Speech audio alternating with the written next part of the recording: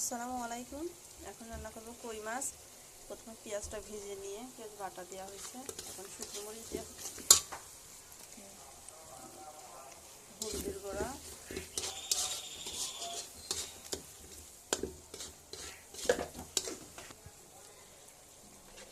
এটা ধনের গুঁড়া,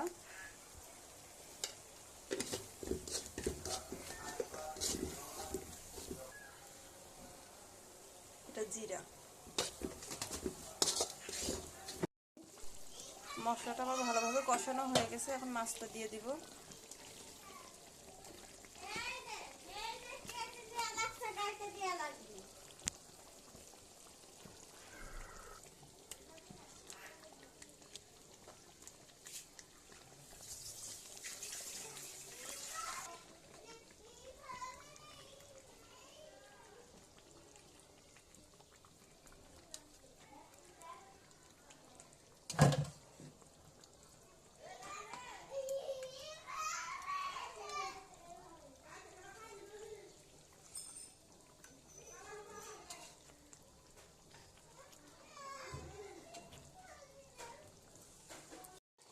মাছটা কষানো হয়ে গেছে, পানি দিয়ে দিব।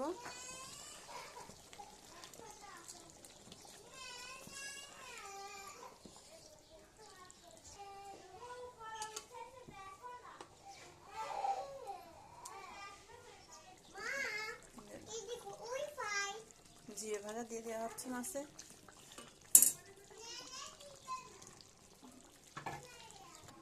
আমার রান্নাটা হয়ে গেছে, দেখে বুঝতে পারছেন খেতে অনেক মজা হয়েছে।